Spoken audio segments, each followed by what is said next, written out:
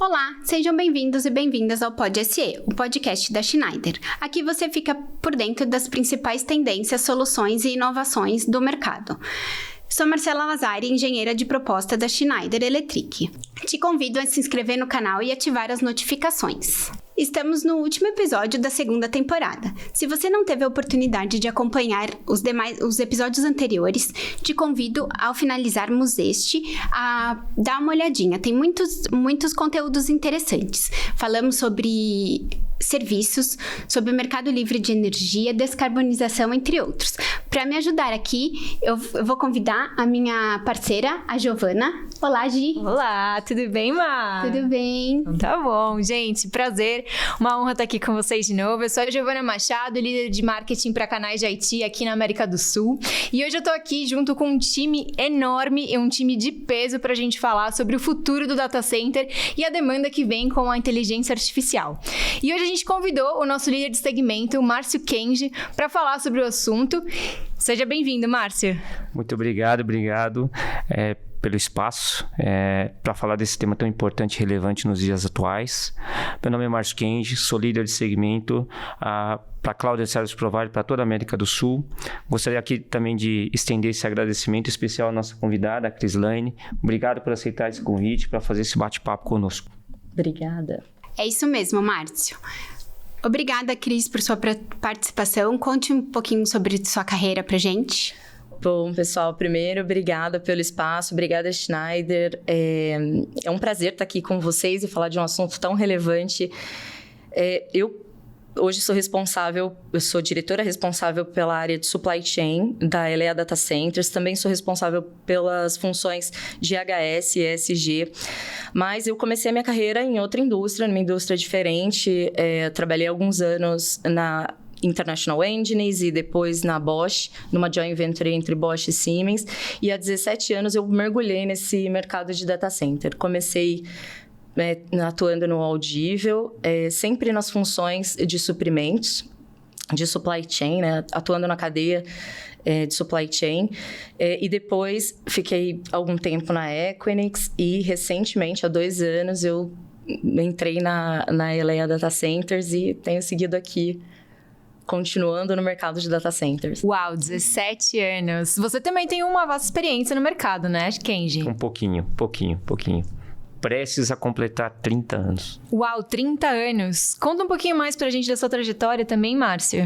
Conto sim. Na verdade, assim, eu estou prestes a completar 30 anos nesse mercado. Mas, assim, meu começo de carreira ele foi na área de serviços. Eu passei pela área de field services, dando manutenção em equipamentos monofásicos, UPS, snowbreaks. Passei por manutenção de equipamentos on-site em cliente, atuando já em data center, não só na área de elétrica, na questão de trifásico, mas também atuando na manutenção de ar-condicionado de precisão. Passei por diversas funções dentro da empresa, na empresa na qual eu comecei minha carreira, uma das líderes também desse segmento. Passei por várias funções, desde a área de serviços, área de pré-vendas, produto, até chegar à área comercial. Então, 14 anos em uma empresa, depois me movi a uma outra empresa também grande nesse segmento, na área elétrica. Fiquei mais 10 anos responsável pela área comercial Brasil e 2 anos na América Latina, por desenvolver o mercado de missão crítica. Estou na Schneider há 3 anos como líder de segmento para toda a América do Sul, cobrindo toda a área de vendas e marketing para todo o segmento, que envolve não só os hyperscale data centers, colocations, mas também todas as empresas ou de telecomunicações que estão relacionadas à área de telecomunicações. Caramba, estamos com um time de peso aqui nessa mesa, hein, Má? Bora começar? Bora! Então bora lá. Cris, vamos lá. Gostaria de perguntar quais aspectos devem ser considerados no designer de data centers, levando em consideração a era da IA.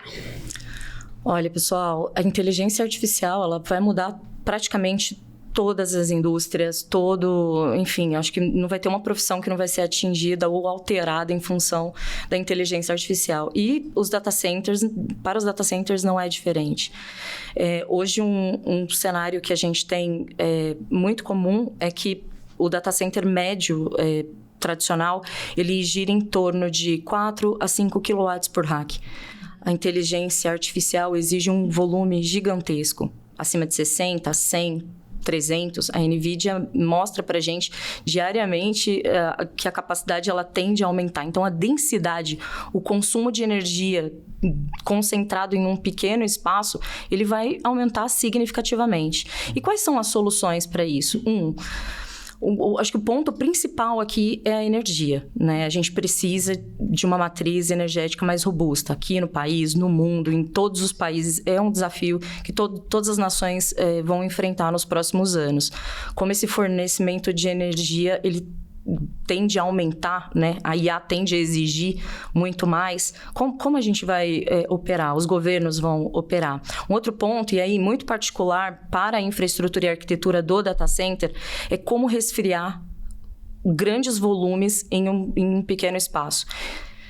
Enfim, existem muitos estudos, existem muitos produtos sendo produzidos. A Schneider é um exemplo disso, que está à frente de, enfim, várias inovações. Uma delas é o Liquid Cooling, que apesar de não ser nova, já é um produto que a IBM inventou há anos. A gente está voltando com esse conceito, com essa demanda agora. Então, assim, o desafio do data center é como resfriar, como trazer o liquid cooling para dentro do data center. Dentro de um data center tradicional, nós temos áreas técnicas, quer dizer, toda essa infraestrutura que suporta a tecnologia, ela não fica no piso, no data hall, no piso branco. Ela geralmente fica dentro de uma sala técnica. A gente faz um trabalho gigantesco para diminuir essas salas técnicas, para ter áreas nobres. E o que a IA nos provoca? A trazer o líquido refrigerante para dentro dos data centers. Então, assim, como vamos fazer isso, né? Como essa tecnologia vai chegar até a gente, né? Como esse processo vai acontecer consumindo menos energia? Então, são perguntas que os arquitetos, os desenvolvedores, os engenheiros têm trabalhado fortemente em cima desses processos. Acho que, de forma geral, a arquitetura vai sofrer muitas alterações, ela está sofrendo, mas a gente imagina que é o começo desse processo, então a gente ainda vai estudar novas formas de refrigerar os ambientes. Mas, assim, existem também muitas oportunidades, né? Eu acho interessante, e desculpa, Márcio, não sei se você quiser complementar. Só fazendo um complemento, eu acho que é uma quebra de paradigma também, porque se a gente fala de não só trazer o líquido para dentro do data hall, mas, assim, trazer toda essa operação também para dentro do data hall, essa interação dos técnicos que antes ficavam, né, ao redor do data center e não tinha acesso ao data hall. Mas eu acho que, acima de tudo, esse quebra do paradigma de ter o líquido passando dentro de um rack. E eu acho que isso vai ser realmente um impacto grande. E o líquido, ele vai até o rack, em alguns cenários ele vai até o chip. Exatamente. Então, assim, ele é até o chip da máquina. Então, assim, ele é muito invasivo. Exato. Né?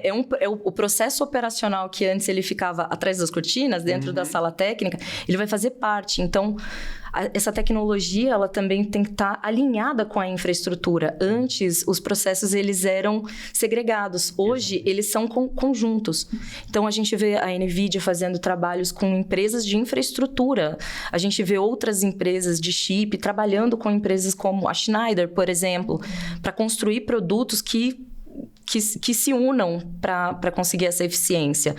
Enfim, é uma mudança radical da nossa indústria, né? Tanto da indústria de data center, como vocês, como provedores de soluções, a acontecer uma provocação e uma ação, né? É um desafio.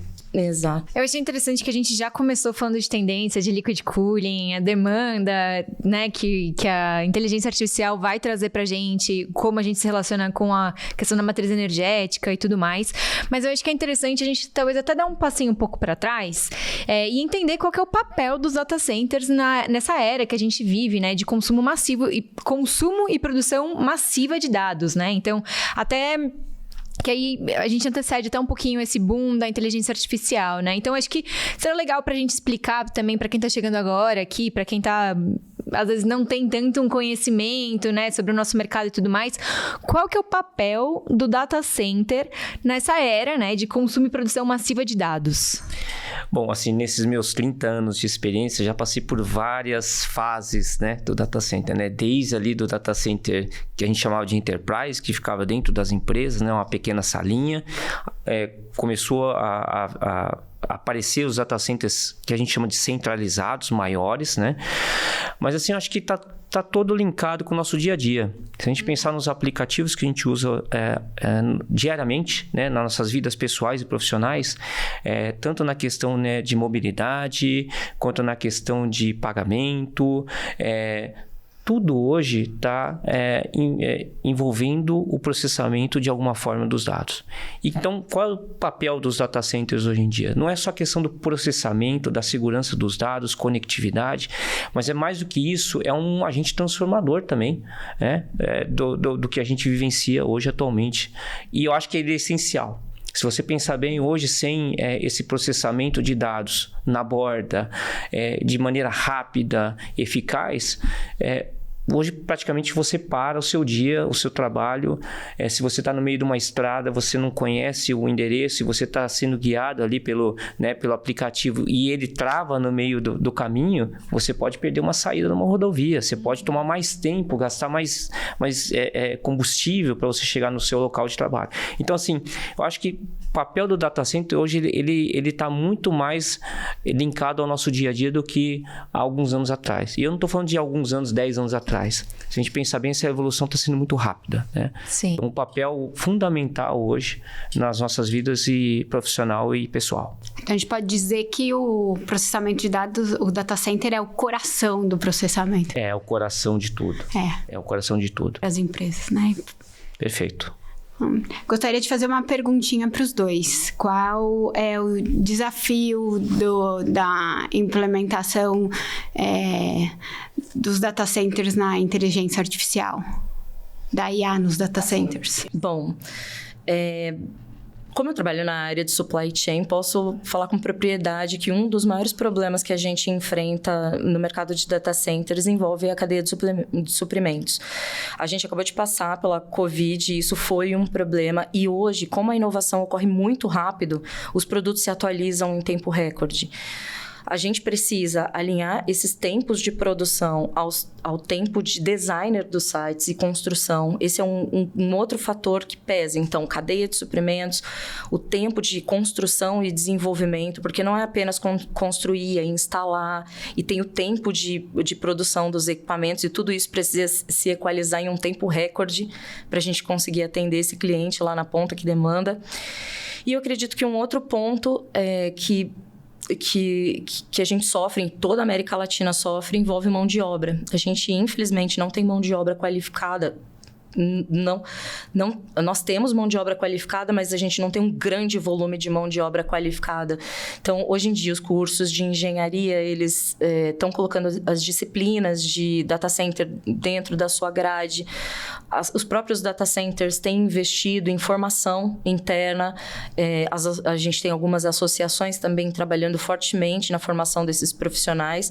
Mas, bom, acho que são 3 pontos aqui, né? Cadeia de suprimentos, a questão da mão de obra e os tempos de construção de data center. Eu acho que são os 3 pontos principais, além da energia.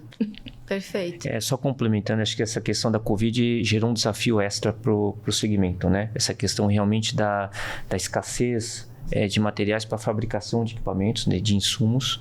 A questão logística, né? A gente vê pela guerra da Ucrânia também causou um impacto também logístico, né, nessa cadeia de suprimentos. A questão da mão de obra, estou de acordo aí com a Cris. Eu acho que a gente não é atrativo ainda, mesmo que tenha, né, esses cursos. Como é que a gente atrai esses jovens para ingressar no nosso segmento? A gente também perde muito profissional, né, Kenji, para fora do país, né? A gente tem muita mão de obra qualificada e aí a gente perde para os grandes mercados, né? Hoje, os Estados Unidos, ele é responsável por 33% do volume de data center mundial. E ele é um grande exportador da nossa mão de obra. Ele importa a nossa mão de obra aqui. Deveria ser um motivo de orgulho para nós, mas é um motivo de preocupação ao mesmo tempo, porque né? A gente também tem demandas aqui. Exato, a gente não repõe. A gente perde oportunidade, né? Porque tendo a mão de obra qualificada, significa que a gente teria uma alavancada no mercado também, né? Então, ter pessoas qualificadas construindo, enfim, né? Ajudando economicamente o desenvolvimento do segmento. E eu faço parte de um grupo de trabalho aqui no Brasil. A gente abriu um capítulo através de uma associação que o foco, em vez de a gente focar em sustentabilidade e tal, a gente quis focar na questão de realmente talentos de formação de profissionais. E não é só o Brasil. Diria que a América do Sul tem esse problema. O Chile também tem esse problema. Muitas vezes você precisa levar gente de fora para poder fazer uma implementação de um data center, né? Fazer uma passagem de conhecimento, né, Kendi? E toma tempo, né? Não é uma coisa da noite pro dia, né? Então, acho que esse desafio também, estou de acordo, né? E a questão do time to market, essa questão da velocidade, eu acho que é um outro desafio. Porque mesmo que você tenha a cadeia de suprimentos ajustada, eu acho que quando todo mundo escuta Ready for Services, que é quando você entrega o seu data center para o cliente, assim, todo mundo fica de cabelo em pé, porque realmente o desafio é como você, num design, numa construção, no comissionamento, como é que você consegue acelerar todo esse processo, fazer com que todos estejam alinhados, para que lá na ponta, né, o cliente final, ele consiga receber o data center num tempo recorde. Né? E eu acho que a disputa é muito acirrada entre eles. A inteligência artificial está alavancando essa disputa por quem sai na frente na questão de implementação de novas demandas de data center. Perfeito. Inclusive, eu estava aqui pensando na minha próxima pergunta, né? Que ia mais nessa mão da inovação e tudo mais. E dado esses 3 pontos que você trouxe, Cris, que é a questão da mão de obra, que a gente estava falando mais agora, que era a pauta mais latente, eu fiquei pensando, né, em termos de inovação, será que a inovação que a gente está buscando, ela tá tão na nossa cara, assim, que a gente poderia olhar por esse viés da capacitação mesmo, como o core da inovação? Qual que é o principal ponto, qual que é a principal latência mesmo para a gente inovar no mercado, né? É através da mão de obra? Eu acho que envolve de tudo. Eu acho que nesse ponto eu posso iniciar, Cris, assim, eu acho que envolve de tudo. A mão de obra, eu acho que ela está muito mais relacionada ao conhecimento da implantação do data center, né? Quando a gente fala de mão de obra, que a gente requer no curto espaço de tempo. Eu acho que a questão da inovação, ela passa pelo lado de eficiência, de sustentabilidade, porque você tem que olhar o futuro também. Né? Então, como é que você faz uma implementação de algo que vai durar 15, 20 anos, né? 30 anos? Nós temos data centers aqui no Brasil há mais de 30 anos operando, né? Mas, assim, você tem que se preocupar também quando você vai fazer uma modernização desse data center. Então, a Schneider, por exemplo, ela investe muito nessa questão de desenvolver produtos, não só que eles sejam eficientes, que contribuam para isso, para essa diminuição, né, do consumo de energia, mas também pensando no lado de sustentabilidade. Produtos que no descarte desse produto também, ou na fabricação dele, tem uma menor pegada de carbono. Perfeito. Assim, eu acredito que essa questão do processo produtivo desses itens que compõem o data center é com certeza um ponto crítico e vocês estão muito focados em reduzir essas emissões. Mas o tempo, uma coisa que me preocupa é o tempo que essa inovação evolui. Então, por exemplo, a gente demanda 11 meses para construir um volume X de data centers. E assim que a gente conclui, a gente percebe que precisamos mudar a arquitetura, porque a inovação está se atualizando e a gente precisa adaptar esses data centers a essa nova era, a essa nova demanda. Então, eu acredito que um dos desafios, né, além desses outros pontos que a gente elencou, é como se manter atualizado. Como conseguir prover essa densidade que exigem, sendo que o tempo de inovação ele está sendo menor que 6 meses, por exemplo, né? Então, é complexo e ao mesmo tempo é instigante, porque existem muitas oportunidades, né? A Schneider é uma grande empresa por trás dessas inovações. Acho que é importante esse ponto que ela levantou. Acho que no primeiro momento, com essa alta demanda de alta densidade, cargas de alta densidade para IA, eu acho que a gente vai ter um momento de soluções híbridas. que você tem que estar, como ela está mencionando, né? É tão rápida essa evolução que você talvez não consiga de uma forma única e rápida resolver todos os problemas. Então, pode ser que num primeiro momento ainda você continue com uma solução híbrida. O que seria o híbrido na refrigeração? O direct to chip ou liquid cooling ou com complemento de um equipamento perimetral, um equipamento de piso, né? Que é a refrigeração tradicional. Acho que no primeiro momento pode até ter sim realmente essa formação híbrida para suportar essa demanda. Mas com certeza, eu acho que a área de IT, acho que ela tem uma evolução muito mais rápida que a área de infraestrutura. Mas a gente tem que estar preparado, né? A gente tem que, de alguma forma, nos prepararmos para isso também. Antever, né? Prever, ter essa previsibilidade sobre manutenção, enfim, demandas e tudo mais, né? Agora vamos partir um pouquinho para o tema de sustentabilidade. Como vocês enxergam o tema de sustentabilidade, tanto para o negócio quanto para o mercado? Bom, para o negócio, tendo em vista os data centers, que eles tendem a ser um dos maiores consumidores de energia do futuro, isso já é atual, né? A gente já consome um volume muito grande e esse volume ele tende a dobrar nos próximos anos ou multiplicar muitas vezes. Como a gente desenvolver rapidamente matrizes energéticas eficientes, né? O processo de produção também é um desafio. A matéria-prima que a gente vai utilizar, como esse processo de produção vai acontecer, eu acredito que seja um fator crucial também. E como a gente vai conseguir equalizar esses tempos, esse processo para agredir menos no final do dia. Quando a gente fala de altas densidades, é inegável, a gente vai consumir muito mais, né? A gente vai demandar, a gente vai precisar de mais refrigeração, sim, mas a gente vai prejudicar. Então, eu acredito que, para o futuro, um dos maiores desafios do data center é como se autoabastecer. Porque isso é imperativo. A gente usa IA hoje na ponta ali como usuário final, mas a gente está caminhando para indústrias trabalhando autônomas, de forma totalmente autônomas. Então, assim, isso demanda para o data center uma geração, uma autoalimentação, né? Como nós, como data centers, a gente vai repensar o consumo, né? E quais são os caminhos que a gente vai seguir? É isso que o nosso time, todas as empresas de data center têm trabalhado, na autogeração, no abastecimento, nas matrizes limpas, seja nas hídricas, como a gente tem aqui no Brasil, eólicas, enfim, todas que possam fugir da tradicional, do carvão, enfim, como infelizmente, em alguns países, a gente ainda consome, né?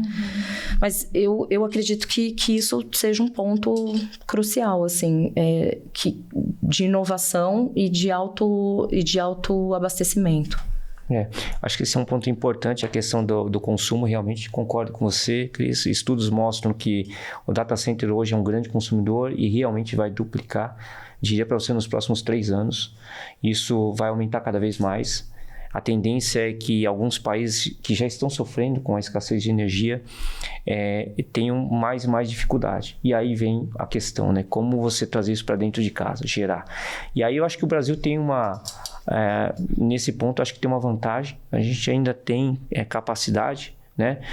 Tanto de disponibilidade de energia, como de terreno, como de conectividade. Acho que falta um pouquinho da mão de obra, mas, enfim, passa a ser um mercado atrativo, né? Para a implementação de novos data centers, ao contrário do que acontece nos Estados Unidos ou em outros países. Mas um ponto aqui relevante também é pensar na questão não só da eficiência, porque quando a gente fala assim, sustentabilidade, muita gente linka já com a eficiência PUE, né? Mas eu acho que tem muito além disso. Como eu comentei antes, acho que a questão também do que você está usando no seu data center, e já pensando no futuro, pegada de carbono, todos os data centers, acredito, e aí a Cris está acumulando 2 funções, a supply chain, né, e essa parte de sustainability também. No final do dia, eu acho, o cliente final deles também exige ou pelo menos, tem alguns requerimentos mínimos na questão de sustentabilidade. Como é que você cria um report para que você mostrar a esse cliente que você tem desde a sua cadeia de suprimentos até, né, a sua operação, como é que você está caminhando em prol da sustentabilidade.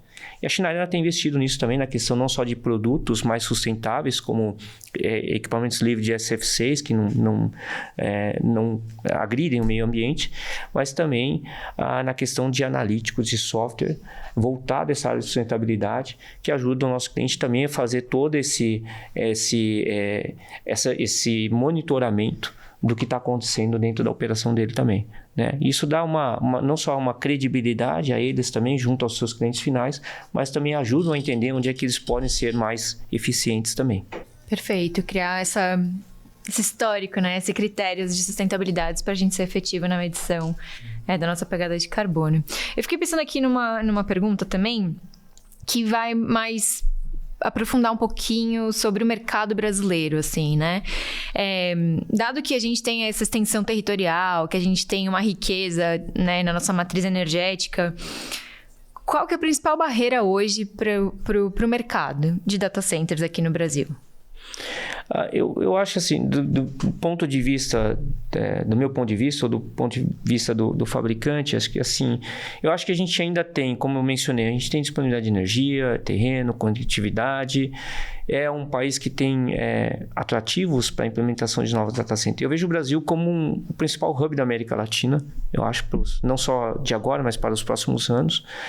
Mas eu acho que a questão de barreira mesmo é a questão de trazer esses grandes hyperscales, digamos assim, esses grandes consumidores para cá na questão de investimento, né? Porque o Brasil está teoricamente preparado para receber esses data centers, né? Eu acho que a gente tem toda essa capacidade para receber. Por isso que eu digo, eu acho que a gente ainda não está na crista da onda. Eu acho que a gente ainda está no começo da evolução da IA no Brasil. A minha pergunta é, será que a gente vai estar preparado quando essa demanda vier, né, toda ao mesmo tempo, né? Por todos esses atrativos que o Brasil tem? Esse eu acho que é o question mark, né? Eu acho que a gente tem que estar preparado. A gente está se preparando para isso, não só nós, fabricantes, mas eu acredito que vocês também, como provedores também de data center, né? Sim. A gente... Enfim, eu acho que o Brasil tende a receber grandes data centers, tanto originários de outros países, né, tanto quanto empresas montadas, desenvolvidas aqui no Brasil. Esses grandes hyperscales que a gente tem visto popularmente aqui, eles são responsáveis por essa carga massiva de dados, mas esses dados precisam ser distribuídos. No fim do dia, a contribuição com a tecnologia, ela é descentralizada. Então, muitas vezes está lá um desenvolvedor trabalhando no Nordeste, numa cidade remota do Nordeste, e ele precisa se conectar. Então, como que isso se dá? Se dá através das redes, né? E aí, um hyperscale se conversa com um edge. Então, o que seria um hyperscale, né? Um data center de volume, né? O que seria um data center edge? Um data center que trabalha nas bordas, ou periféricos, que trabalham as regiões mais específicas. E no final do dia, é isso. É para que aquele desenvolvedor de sistemas que está numa área remota, ele consiga ter a mesma qualidade de trabalho como alguém num grande centro. Então, assim, com uma latência baixa, com uma eficiência. A gente vê isso muito em jogos, né? Como as grandes empresas de jogos, elas têm criado as estratégias delas de rede, né? Elas usam muito do edge. Então, o edge é necessário nesse processo. O hyperscale é necessário porque geralmente está concentrado grandes volumes em capitais, mas essa estrutura do edge é fundamental para distribuir, né? E eu acredito que a gente, assim... A gente já tem bons data centers estruturados, mas a gente tem um caminho grande de expansão. Nossa área no Brasil é imensa e a gente ainda tem grandes oportunidades, né? A gente ainda tem muitos clientes que estão com as suas estruturas internas, usando seus sistemas operacionais dentro, com as suas estruturas de tecnologia in-house. Então, o desafio é que essas empresas vão para esses data centers e comecem a fazer parte desse universo, né? compartilhado, que tende a ter um custo competitivo, que tende a ter uma eficiência de serviço interessante. Então, eu acredito que seja esse o caminho, né? Essas estruturas de Hyper e Edge trabalhando em conjunto, para no final do dia a gente conseguir atingir uma maior abordagem possível numa baixa latência. É legal esse ponto da latência, né? Eu acho que bem colocado a questão da formação híbrida, né? O data center in-house, como você mencionou, né? Das empresas que ainda possuem esse pequeno data center dentro das suas operações. Você tem o Edge para diminuir essa latência e para estar próximo de onde estão sendo gerados os dados e processando esse dado. E o data center hyperscale, onde você vai receber uma quantidade massiva, né? Você tem a questão do machine learning nisso tudo também, né? Que eu acho que isso incrementa e aumenta ainda mais essa demanda por data centers, né? Mas eu acho que essa configuração híbrida, ela ainda é necessária. E eu acho que realmente o Brasil é um país muito grande. Eu acho que o papel do Edge, ele é fundamental para você ter essa cobertura regional com a mesma qualidade, né? Porque no final das contas, o cliente que está no Nordeste, ele espera a mesma qualidade, né? Então, acho que é essencial essa formação híbrida. Não, excelente. Muito obrigada pelas respostas. Eu acho que eu tô contempladíssima. Não sei você, Márcia. Para a gente ficaria horas e horas aqui falando, um tema super atual, super interessante. Gostaria de agradecer a presença de vocês, principalmente você, Crislane, um profissional do mercado, que trouxe vários insights aí. Bom, enfim, se eu pudesse falar alguma coisa aqui, isso é só o começo. A gente está começando esse jogo de dados, né? Literalmente o jogo de dados, né? Porque a carga massiva dos dados tem vindo nos últimos tempos. Então, o que eu posso dizer se você tem as suas operações in-house, busque um data center, faça um teste, vá atrás de uma solução com profissionais. Se vocês quiserem, a Elea Data Center está à disposição de vocês. Podem me procurar, meus contatos vão estar na bio. Eu posso encaminhar vocês para um profissional de solução. Eles terão prazer em te apresentar a infraestrutura da Elea. Mas, se você é um profissional que gostaria de ou mudar de carreira, ou você já é da área de infraestrutura e tecnologia, eu convido você a entender um pouco mais de data center. Existe um caminho gigantesco, o Brasil ainda é incipiente em algumas tecnologias, e isso é uma oportunidade. Então, assim, isso é só o começo. Obrigado, Cris. Obrigado pela sua presença. Realmente acho que você trouxe vários insights para nós. Nada como ouvir de um profissional do mercado nesses desafios que estão por vir com a inteligência artificial. Gostaria de agradecer também, Giovana, Marcela, a questão dessa evolução toda da IA. A Schneider também está pronta para suportar toda essa demanda, né, de mercado. A gente tem investido bastante nessa questão de não só de soluções que venham complementar o que hoje já existe em termos de soluções para data center, mas principalmente com foco em sustentabilidade e eficiência, né? Desde a entrada de energia até o data hall, passando pela área de energia, pela área de cooling. A gente está realmente muito engajado nessa questão de resolver esses desafios, nessa questão do liquid cooling também. A gente tem também tido evoluções nesse sentido também. E também a gente tá muito engajado com o nosso cliente, entendendo um pouco esses desafios na questão de desenvolvimento de softwares e analíticos para ajudar na operação também. Assim, não é só a construção, mas principalmente a operação, né, do data center no dia a dia, né? Então, a gente tem todas as camadas, desde a conectividade, a questão do hardware, dos equipamentos, soluções, e por cima de tudo isso, a gente tem também toda a camada de analítico e software que pode contribuir também para a operação. Bom, obrigada, gente. Obrigada, Cris. Obrigada, Márcio, por todo o conhecimento de vocês, por toda a atuação, por toda a liderança no mercado. Então é isso, né? Do hardware à gestão e eficiência energética. Então, muito obrigada também ao time da Schneider por construir mais uma temporada aqui do Pod SE. E eu deixo meu obrigado também para você, Má, por liderar hoje aqui a nossa conversa com o Márcio e com a Cris. E é isso, muito obrigada pelo convite. Obrigada pela parceria, Gi. Um agradecimento especial a você que está nos assistindo. Se você ainda não fez, ative as notificações, se inscreva no canal e até a próxima temporada. Tchau, até a próxima.